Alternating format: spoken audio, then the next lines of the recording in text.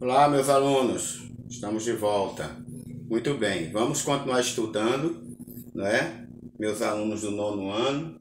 O nosso assunto de hoje, vamos falar do negro na pós-abolição. Isso está no livro, né, didático, tá certo? Por que estamos falando do negro hoje? Porque agora, dia 20 de novembro, é o Dia da Consciência Negra. Uma data muito importante para ser lembrado por todos os brasileiros, não só os negros, mas todos os brasileiros, principalmente nesse tempo onde as crises raciais estão em vigor mesmo, né? Basta ver lá os Estados Unidos como nós vimos protestos e mais protestos contra essa questão racial, certo? Então o assunto veio a calhar no livro do nono ano sobre a questão do negro. Nós vamos falar do negro na questão do pós-abolição. Você sabe que antes de acabar-se com a, né, certo, escravidão no Brasil, algumas leis vieram antes. Por exemplo, uma das primeiras leis que surgiram no Brasil foi a Lei Eusébio de Queiroz. A Lei Eusébio de Queiroz foi uma das primeiras que proibiu o tráfico negreiro, né, de negros da África para o Brasil. Aí já não podia mais trazer negros para cá. Essa foi uma lei aprovada no Brasil antes da Lei Áurea. Uma outra lei que veio foi a Lei do Ventre Livre. Essa lei dava direito aos escravos nascidos a partir daquela época não serem mais escravos, eles já nasciam livres. Por isso que o nome da lei é Lei do Ventre Livre, né? Depois veio a Lei do Sexagenário.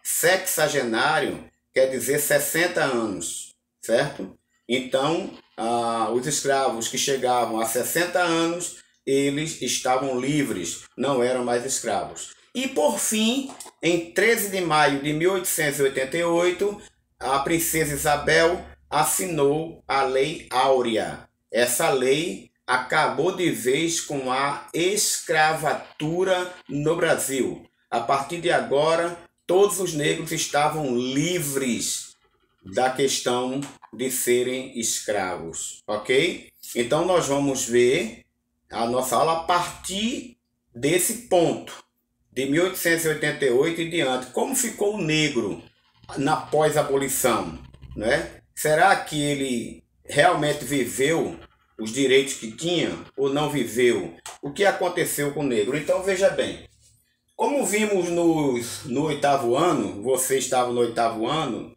não é? Os escravizados participaram das lutas pela abolição de diversas formas. Isso está no oitavo ano e vocês já viram isso. Nós estamos no nono. Como resistência cultural, revoltas, quilombos, entre outras, né? Os negros resistiram muito, principalmente nos quilombos, que eram os locais onde os negros viviam escondidos, né? Quando fugiam das fazendas dos seus senhores, né? O quilombo, creio, mais famoso do Brasil é o quilombo de Palmares, né? Onde tinham o líder Zumbi dos Palmares, não é? Tão falado na história dos negros do Brasil, certo? Tinha também os abolicionistas, esses homens brancos, não é?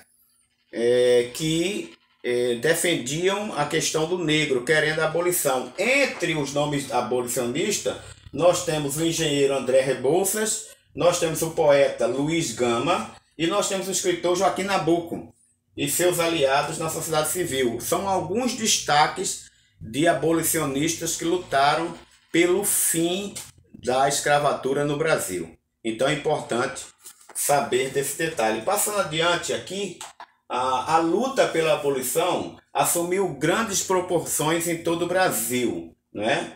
E como era de se esperar, a Lei Áurea, né, que declarou extinta a escravidão no Brasil em 13 de maio de 1888, foi comemorada com festas, missas campais, né, comícios que reuniam multidões, porque não eram só os negros que queriam se tornar livres, mas muitos brancos não aceitavam mais o regime terrível com que os negros eram tratados no Brasil através de seus senhores, tá certo? Então, houve uma grande festa naquele dia 13 de maio de 1888, quando a Lei Áurea foi assinada, né? Foi uma grande vitória do povo brasileiro e uma página terrível virada para nunca mais se lembrar dela, né?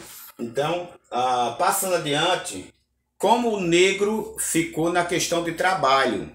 O negro deixou de ser escravo, não tinha qualquer qualificação profissional, não é? E ele ficava em desvantagem do branco, que tinha estudo, que tinha se formado em alguma área, e o negro não tinha nada a não ser o conhecimento do trabalho braçal, né? Como a gente chama, carregar peso, cortar cana, enfim, era o que ele sabia fazer. Ele não tinha nenhuma habilidade em outras áreas, né? Porque não tinha tido acesso a nada. Sequer ele sabia ler, né? Eram pouquíssimos os negros que conseguiam ler alguma coisa, certo? Então, o que aconteceu? Muitos dos libertos procuraram se firmar socialmente como pessoas livres, mas não foi fácil não, gente. Porque o negro ficou livre, mas o racismo não parou, não é? Ele tinha uma liberdade só de não ser perseguido e chicoteado e voltar para a senzala. Mas o negro ficou ainda discriminado no meio da população branca. Ele não tinha tanto direito assim, né? Nas áreas rurais, os negros negociaram com os senhores, que antes tinham sido seus senhores, não é? Para trabalhar na fazenda em troca de salário. Aí já havia uma dificuldade grande, porque aquele senhor lá da fazenda, antes ele tinha o trabalho daquele negro de graça. Agora ele tinha que pagar para aquele mesmo negro. E aí ele não achava isso interessante. Não é? Não achava isso interessante. Não é? Aí ficava difícil. Muitos negros não conseguiam trabalho por conta dessa questão. Não é? E aí o que acontece? Olha, em troca de salário, do direito de ter a própria roça e um tratamento digno, era o que ele precisava, certo? Mas ele não tinha, infelizmente ele não tinha, certo? Aí veja bem, em cidades como São Paulo e Rio de Janeiro, por exemplo, alguns conseguiram se empregar nas fábricas que surgiam, porque muitos negros foram em direção a São Paulo e Rio de Janeiro, porque você sabe que um dos maiores redutos negros do Brasil era a Bahia, não é? Mas eles foram para outros lugares, como São Paulo e Rio de Janeiro, chegaram lá, tentaram entrar nas empresas, muitos não conseguiram por causa da qualificação que não tinham, talvez sem saber ler nem escrever, era uma barreira para eles. Alguns conseguiram, mas a maioria não conseguiu emprego. As empresas preferiam os imigrantes europeus, tá? Preferidos pelos empresários por causa de quê? Da sua cor e da sua origem. Aí é como a gente percebe que havia muito preconceito com o negro, certo? Os donos de empresas preferiam o branco europeu, não é? Por causa da cor e tudo mais. Outros ainda viviam de fazer bico, procuravam fazer bico, certo? Aquele serviço, pega um serviço aqui, pega outro serviço ali, mas não era nada certo, não era nada que ele pudesse ter garantia de que ia ter aquele trabalho por um bom tempo. Infelizmente, essa foi a situação do negro, não é?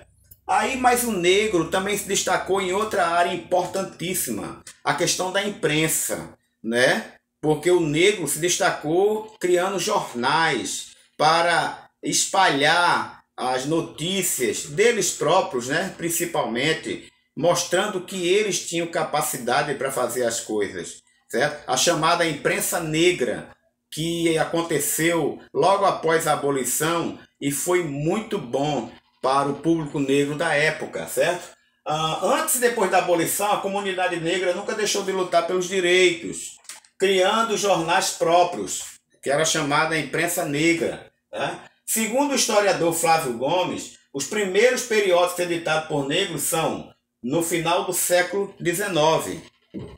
O século XIX foi até 1999. Na verdade, até por aí mesmo, porque a partir de 1920, a partir de 1901, aliás, não é? Aliás, o século XIX é 1899, porque a partir do ano de 1900 vai ser o século XX. Então, no final do século XIX, exatamente 1899, tá? Aí, quando vai se aproximando o final do século XIX, então muitos jornais negros saíram, como esse aqui, olha, o 13 de maio, foi de 1888. Olha o título, 13 de maio, porque foi o dia que foi assinada a abolição. A Pátria, 1889. Veja que estávamos nos aproximando do fim do século XIX.